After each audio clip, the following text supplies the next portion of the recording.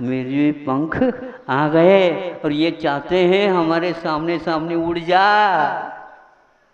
ताकि हमें निश्चिंत हो जाएं। सबको उड़ना है, नंबर है, इसलिए गुरुजी ने कहा था मुझे उड़ना है, जल्दी उड़ जा, सीख ले। हाँ, इसलिए उन्होंने हमारे ऊपर कृपा नहीं की है, उड़ाने के लिए मेहनत की है। उनकी सीख बड़ी अद्भुत है। पहले नहीं बताते थे, पहले बता दे तो हम उड़ाना ही बंद कर दे। निष्क्रिय, निखम्मा, अट्टगुणा, निष्कर्मा। निष्कर्मा कौन होते हैं? सिद्ध परमेष्ठी। कर्म मतलब कर्म थे, उनसे वहाँ दूर हो गए, ऊपर उठ गए, वो निष्कर्मा, लेकिन फिर भी वहाँ पर सक्रिय ही हैं। आगे रास्ता नहीं होने के कारण, आगे गति नहीं होने के कारण उनको वहाँ पर रुकना पड़ा। पुद्गल और जीव, इन दो को वो सक्रिय माना है, चाहे सिद्ध हो जाए चाहे असिद्ध अवस्था रहे। इसलिए मनुष्य को चाहिए गृहस्थ आश्रम में है तो सक्रिय रहे, और श्रमण अवस्था में आ जाए, उनकी करने योग्य कार्य करें, किंतु नहीं है तो ध्यान करें, किंतु करने को भूलना नहीं। हाँ, बैठो लेकिन ध्यान में बैठो। वहाँ पर मत जाओ, सामायिक में बैठे हैं, बैठे तो नहीं हैं, हम तो खड़े हैं। खड़े होने को भी बैठे कहते हैं और बैठे को भी बैठे ही कहते हैं। कायो सर्ग में है, ये कितना अच्छा सुंदर है। ये शरीर में क्रिया जो होती हैं, इनको शून्य बनाने के लिए काय के प्रति ममत्व छोड़ करके बैठ जाते हैं। फिर इसके उपरांत स्वतंत्रता के साथ वह अपनी आत्मा में विहार करते रहते हैं। ऐसी क्रिया ये बिल्कुल समाधि के समय पर भी करते थे। तीनों समय सामायिक करना, आहार के लिए अभी उठना आवश्यक तो आहार के लिए उठना, ये सब बातें वहाँ पर जाने के उपरांत आपको लगेगा ये कितना कठिन कार्य होता है। न बैठ पा रहे हैं, न खड़े हो पा रहे हैं, न चल पा रहे हैं, तो उस समय कैसा चलाएंगे आपको? इसलिए 4 व्यक्ति उठाने से पूर्व में 4 व्यक्ति उठा करके स्मशान यात्रा कराएंगे। आप स्वयं यात्रा तो कर नहीं सकोगे। अब आपके उस यात्रा में कई लोग शामिल भी हो जाएंगे, लेकिन आपके लिए तो 4 व्यक्ति चाहिए। 4 व्यक्ति का मतलब 8 पैर चाहिए, तब कहीं जाकर के एक व्यक्ति के पास पैर नहीं है तो स्मशान यात्रा हो सकती है। उससे पहले गुरुजी ने सोचा कि भाई ये 4 व्यक्ति उठाने से पूर्व में हम तो पहले से ही बैठ जाएं। बस ऐसे आसन लगा करके बैठ जाओ, लेटो भी नहीं। शक्ति यदि है तो बैठे रहो, आसन है तो उस आसन को भी छोड़ दो, जो कोई भी पाटा पीटा है तो सबको निकाल दो। धरती एकमात्र शैया है, इसी के ऊपर बैठो, उठो और विश्राम लेना तो विश्राम लो। शैया सुधा पार्वती, ज्ञानार्णवकार ने लिखा, मुनि महाराज के श्रमणों की शैया कौन सी होती है? पार्वती का अर्थ पार्वती भवा, या सा पार्वती, पर्वत की शिला ही एकमात्र उनकी शैया होती है, और सूर्य और चंद्रमा ही जिनके दीपक हुआ करते हैं, और तारा मंडल जो हैं उनके लिए परिवार के समान रहते हैं। नींद लग जाती है, आत्मा में ही लीन रहते हैं। ऐसे इनकी दैनिक चर्या और रात्रिक चर्या 24 घंटा होती है। दीर्घ काल तक साधना करके उन्होंने करने योग्य कार्य को करके हमारे लिए जो कुछ भी बताना हो बता करके अंत में कहते हैं, जो इसमें अब डरने की आवश्यकता नहीं, आपके लिए जितना देना था वो दे दिया। दोबारा यदि पेट्रोल डालना है तो पहले चलो और उस तेल को जलाओ, गाड़ी को चलाओ। पेट्रोल टैंक में उतना ही तेल डाला जा सकता है और गाड़ी यदि चालू हो जाती है तो उतने ही नाप से तेल जलता है। 3-4 घंटे चलोगे, 10-20 या 100-200 किलोमीटर चलोगे, यात्रा इतनी कम होगी। पुनः आवश्यक हो तो डालो और आगे चलो। नहीं चलता है, वाह, जहाँ है वही तीर्थ है, वहीं पर गाड़ी को रखो और बैठ जाओ। ये तो पागलपन है, हम तो देना चाहते हैं, नहीं पागलपन नहीं है, यही होशियारी है। गाड़ी किसी के काम हो जाए तो बताओ, ट्रक यदि मान लो गड़बड़ में आ गए तो सिर पर रखोगे क्या? बोलो, आप खींचोगे क्या उसको? नहीं, आप खींच भी नहीं पाओगे। इसलिए परिग्रह रखो ही नहीं। यदि परिग्रह रखोगे तो वह चिंता आपके लिए अंतकाल में सताएगी। इसलिए जो है वो मरने से पूर्व में लिख करके देते हैं, चिंता को हल्का बना देते हैं। मैं कहता हूँ मेरी जो कुछ भी संपदा है वहाँ उनको ही मिले, जिनको नसीहत वसीयतनामा, बस बस हो गया। अब क्या करें? उनको क्यों लिख रहे हो? पहले के लोग कहते थे घर में यदि है मंदिर का घर हो जाए, इस घर को मंदिर का कर देना है और किसी को नहीं देना है। औरों को तो हमने खूब दे दिया, अब वह अतिथि संविभाग जिसको बोलते हैं उनको दे दो। बहुत श्रावक लोग, समाज लोग कहेंगे कि ये बहुत अच्छा है, जीवन पर्यंत किसी से मांगा नहीं और अंत समय में तीर्थ में दे दिया। इसी प्रकार आप लोग भी अपने समाज के लिए अपने आप के शरीर को, गाड़ी को समर्पित कर दो। वो पेट्रोल डाल लेंगे और अब इसको चलाते चले जाओ। जिस समय रुक जाए उस समय अपने आप संन्यास हो जाएगा। यह राजनीतिक संन्यास नहीं है, ध्यान रखना। ये संन्यास एक प्रकार की चौथा पुरुषार्थ है। पहले ब्रह्मचर्य आश्रम होता है, फिर वानप्रस्थ आश्रम होता है। पहले ब्रह्मचर्य होता है, फिर इसके उपरांत गृहस्थ आश्रम होता है। अब क्या कहेंगे, जो उधर गए नहीं इसलिए तो नाम ही नहीं आ रहा।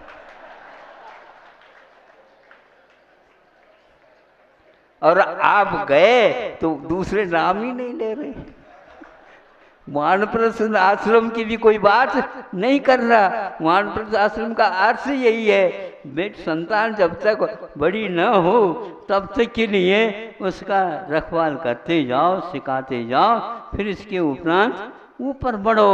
जब वह निश्चित हो जाता है कि नहीं ये करने योग्य हो गया तो वानप्रस्थ आश्रम से संन्यास आश्रम के वो चले जाते हैं। इस प्रकार जीवन का वर्गीकरण करना एक बहुत ही पंडिताई, मुख्य पंडिताई है, जो ज्ञान सागर महाराज जी ने ब्रह्मचर्य अवस्था में और गृहस्थ आश्रम में गृहस्थ नहीं होते हुए भी कुछ आवश्यक कर्तव्यों को करते हुए पीछे वाले भैया इत्यादि को संभाल करके उनको लाइन पर लगा करके वे चले गए और अंत में वह निर्घ्रंथ अवस्था को प्राप्त हो करके भी उस काया, समय हो गया, काया जब चलना बंद हो जाते हैं उस समय मैं कैसे करूं, वो करूं, नहीं कुछ नहीं कर रहे हैं।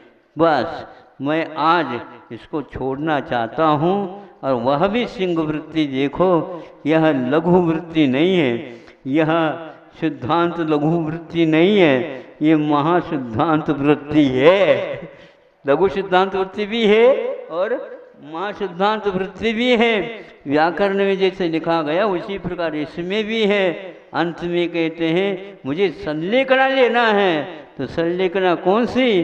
काय की नहीं, काय की संलेखना तो हो रही है, किंतु काय की संलेखना करते हुए इसके प्रति मोह रह न जाए इसलिए क्रोध मान माया लोभ का भी मैं त्याग करता हूँ और इसके योग्य चर्या आपको कराना है। इस प्रकार कहने वाला सिंह वृत्ति वाला होता है और यह हमें अंत में उनसे सिंह वृत्ति कैसे अपनाई जाती है और मान के ऊपर प्रहार कैसा किया जा सकता है। जैसे कल नहीं परसों कहा था, मान प्रमाण तभी बन सकता है जब उसके ऊपर उपसर्ग हो जाता है। तो उसी प्रकार आपको कोई छोटा कह दे, आपको बड़ा कह दे, तो आपको अच्छा भी नहीं लगेगा और अच्छा भी लगेगा, दोनों बात होते हैं। समता पर आने के लिए समता सर्वभूतेषु संयमे शुभ भावना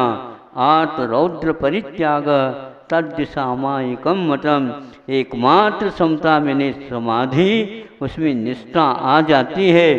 इस भव में नहीं सही अगले भव में तो उसे केवल ज्ञान प्राप्त होने की यही एकमात्र कुंजी है। समाधि के बारे में वर्णन क्या करना है, किंतु उनके उस दिवस से हमें बार बार याद और प्रेरणा मिलती है कि हमें भी उसकी तैयारी अभी से तैयार करना है। क्योंकि ऐन मौके के ऊपर यदि आप प्यास लग जाती है, कुआं खोदना चाहो, मिट्टी और पत्थर ही निकलेंगे, ध्यान रखो, झिर नहीं निकल पाएगा। झिर के लिए भी बहुत नीचे खोल में ज़्यादा पड़ता है और खोजना नहीं होता, खोदना होता है। आज खोज का दिन है, खोद का नहीं, खोदना। खोदने से ही मिट्टी निकल जाती है, नीचे से ऊपर पानी की फूटना अपने आप हो जाता है। उनकी संलेखना भयानक गर्मी के दिनों में भी शांति के साथ हुए।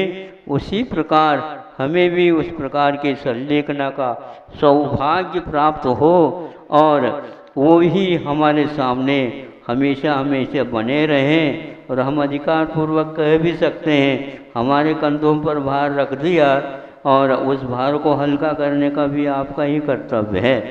हाँ, करने नहीं कह सकते, क्या बात हो गई है। अब पाठशाला के लिए बुला दिया, जिन्होंने बुलाया उनको हम कहेंगे हमें कुछ नहीं आ रहा है, सिखाओ, नहीं तो भेज दो हम, तो कुछ सिखाना पड़ेगा। कहाँ, अभी तो है ही नहीं। कौन कहता है वो अभी है ही नहीं?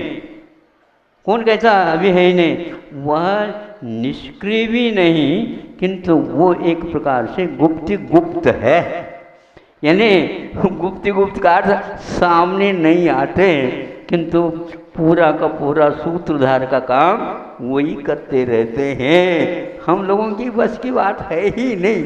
सूत्रधार कौन होता है? पर्दे के पीछे रहता है। पर्दे के पीछे तो कोई जनता जाती नहीं और वो सामने सामने तालियां बजाते रहते, क्या ये पात्र बहुत अच्छा बोलता है, बहुत अच्छा बोलता है। वहाँ पर कान लगा करके देख लो, एक एक शब्द बोला जा रहा है। यूं करता वो सामने वाला, एक पीछे नहीं देखना, वो एक ही शब्द जहाँ कहीं रुका वो बोलते रहते हैं, उतना पर्याप्त हो जाता। उसी प्रकार हमारा कार्य तो वही संभाले हुए हैं। हमारा तो पतंग है और डोर तो उन्हीं के हाथ में है, और जितनी हवा चलेगी उतने ही ऊपर वो पतंग उड़ेगी, दुनिया भी देखेगी और हमें भी आनंद आएगा। लेकिन बीच में कहीं डोर टूट न जाए, हमारे क्या बस की बात है। उनको देखना है, अच्छी डोर रखे और अपने हाथ में रखे, गिरे नहीं, गिर गया तो उन्हीं का नाम होगा। इसलिए अब उनका आप व्रत आपका देख लीजिए। हमारा तो इतना ही काम था, हमने कर लिया। तो आगे का काम जैसे समय का वर्गीकरण होता है, उसी प्रकार अपना भी समय धीरे धीरे आ रहा है। इससे काम लेते हुए आपको याद करेंगे और इतना अवश्य है, आप अवश्य ही हमारे लिए जितने प्रश्न लिखते हैं, हाँ हमने तो पूरा लिखा है। जैसे पंडित जी ने कहा था ना कि हम एक प्रश्न छोड़ नहीं सकते, क्योंकि छोड़ने से क्या पता जो जांचने वाला वह वो गलत कर देगा तो क्या करें। तो जो कुछ भी आपको 5 देखने हैं तो 5 देख लो, 7 देखना हो तो 7 देख लो। हमने तो 8 को भी लिख दिया। ऐसे होना चाहिए। हमने तो यही कहा है, हम कुछ नहीं जानते, लिख दिया। नंबर आपको देना है, नंबर यदि कम देंगे तो हम लेंगे नहीं, पेपर ही नहीं लेंगे, पक्की बात है। ज़्यादा देना पड़ेगा, हम ज़्यादा नहीं मांगते, लेकिन जितना किया है उतना तो भरोसा रख। वो क्या कहते हैं, भरोसा रख। लेन देन नहीं हुआ करता है, अच्छी ढंग से मेहनत कर ले। दूसरी कृपांक की बात करोगे तो एक दिक्कत लिखना और लेनी पड़ेगी। कृपांक की बात न कर, एक नंबर भी मांगेगा तो पुनः सर्वर जैसी स्थिति होगी, वहाँ पर जाकर के अटकना पड़ेगा। सीधा यदि रास्ता चाहते हो 100/100 नंबर लो और आओ। वो कहीं गए नहीं, यहीं पर है। और आचार्य ने कहा कोई भी जीव लोक के बाहर जाता नहीं, और हम भी लौकिक है, आप भी लौकिक हैं, और वो हमारे गुरुदेव भी लौकिक है, सिद्ध परमेश्वर भी लौकिक है। सारे लोक में ही रहना है, लोक में थे और आज भी लोक में हैं। ये त्रैलोक और त्रिकाल संबंधित सत्य है। इसलिए जब कभी भी मिलेंगे उस समय और प्रश्न हम पूछेंगे, और आप भी पूछना हो तो उनके पास चलो, सभी पूछ जा करके पूछेंगे और वो सारी बातें समझ में आएंगी। अभी कुछ भी नहीं आएगी समझ में, अभी तो एकमात्र उनके कहने के अनुसार ही। कई लोग जो हैं अधिकार के साथ कहने लगे हैं, अब हमें रास्ता की कोई आवश्यकता, बोलो क्या, अभी भी तो भजन बोल रहे थे, अब हमें कोई रास्ते की आवश्यकता नहीं है, क्योंकि हाँ आपके पैरों के निशान मिल गया। अच्छी बात है, मतलब निशाने की पहचान भी तो होना चाहिए कि नहीं। हाँ निशाने ऐसे कौन सी निशानी है ये भी देखो। हाँ बहुत सारे पशु होते हैं, उनके भी पैर मनुष्य जैसे होते हैं, इसलिए निशान को पहचानना भी बहुत कठिन है। इसलिए आप उनको याद रखो और उनके निशानों को भी ढूंढते जाओ, और निशाने तो दिशा की ओर देखने से ही मिलते हैं, और रात में भी वो दिखते हैं। इस प्रकार विश्वास के साथ हम कह सकते हैं गुरु लोग हमेशा आगे पीछे देखते रहते, संभालते रहते हैं, अपने आप को भी संभालते रहते हैं। आज समय थोड़ा सा ज़्यादा हो गया, किंतु संलेखना का समय है, उसको कोई बंद करके तो रह नहीं सकता।